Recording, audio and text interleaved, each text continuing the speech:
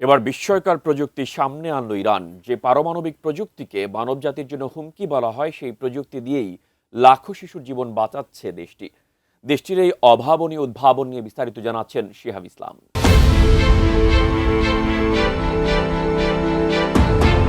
আন্তর্জাতিক অঙ্গনে ইরানের পারমাণবিক কর্মসূচি ঘিরে বহু বছর ধরেই চলছে তীব্র বিতর্ক।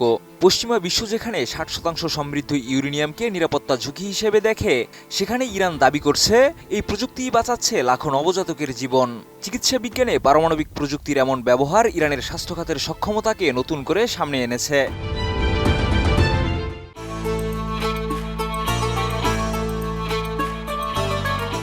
জন্মের কয়েকদিনের মধ্যেই পরীক্ষা করা হচ্ছে নবজাতকদের। গোড়ালির সামান্য কয়েক ফোঁটা রক্তের নমুনাতেই ধরা পড়ছে 58 ধরনের জটিল বংশগত বিপাকজনিত রোগ। ইরানের দাবি, উন্নত ট্যান্ডেম মাস স্পেকট্রোমেট্রি প্রযুক্তির মাধ্যমে এই পরীক্ষা এখন দেশজুড়ে সম্পূর্ণ বিনামূল্যে পরিচালিত হচ্ছে। বিশেষজ্ঞদের মতে, এই প্রযুক্তির কার্যকারিতা নিশ্চিত করতে ব্যবহৃত হয় রেডিও আইসোটোপ ভিত্তিক ক্যালিব্রেশন ব্যবস্থা। আর এই রেডিও আইসোটোপ উৎপাদনের জন্যই ব্যবহৃত হয় বহুল আলোচিত 60% সমৃদ্ধ ইউরেনিয়াম। ইরান বলছে, তাদের পারমাণবিক কর্মসূচি শুধু জ্বালানি বা গবেষণার জন্য নয়, বরং চিকিৎসা প্রযুক্তির ক্ষেত্রেও এটি গুরুত্বপূর্ণ ভূমিকা রাখছে। এছাড়া উচ্চমাত্রার সমৃদ্ধ ইউরেনিয়াম ব্যবহার করলে কম উৎপাদন দিয়ে বেশি চিকিৎসা উপযোগী আইসোটোপ উৎপাদন সম্ভব হয়। এতে তেজস্ক্রিয় বজ্রও কম তৈরি হয়। 2002 সালে মাত্র 3টি রোগ শনাক্তের মধ্য দিয়ে শুরু হয়েছিল ইরানের এই নবজাতক স্ক্রিনিং কর্মসূচি। তবে এখন সেই তালিকা বেড়ে দাঁড়িয়েছে 58টিতে। Phenylketonuria, maple syrup, urine disease, propionic acidaemia কিংবা ফ্যাটি অ্যাসিড অক্সিডেশন ডিসঅর্ডারের মতো প্রাণঘাতী রোগ এখন জন্মের পরপরই শনাক্ত করা সম্ভব হচ্ছে। চিকিৎসকরা বলছেন, এসব রোগ জন্মের সময় সাধারণত বোঝা যায় না, কিন্তু সময় মতো শনাক্ত না হলে শিশুর মেধা বিকাশ ব্যাহত হতে পারে। এমনকি ঘটতে পারে স্থায়ী স্নায়বিক ক্ষতি বা মৃত্যু।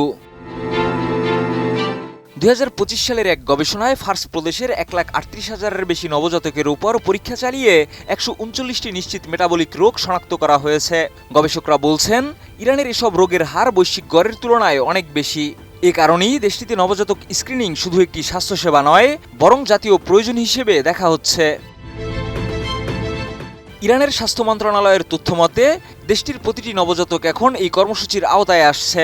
পরীক্ষা শেষে আক্রান্ত শিশুদের পাঠানো হয় বিশেষায়িত মেটাবলিক ক্লিনিকে। সেখানে চিকিৎসক, পুষ্টিবিদ, মনোবিজ্ঞানী ও নার্সদের সমন্বয়ে দীর্ঘমেয়াদী চিকিৎসা ও খাদ্য ব্যবস্থাপনা নিশ্চিত করা হয়।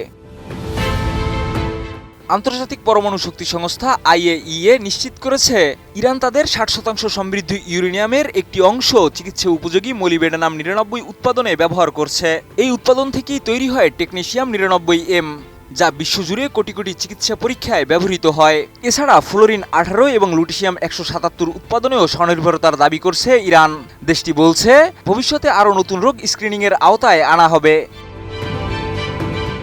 বিশ্লেষকদের মতে, বিতর্কিত পারমাণবিক প্রযুক্তির এই মানবিক ব্যবহার আন্তর্জাতিক আলোচনায় নতুন মাত্রা যোগ করেছে। শিহাব ইসলাম, ATN নিউজ।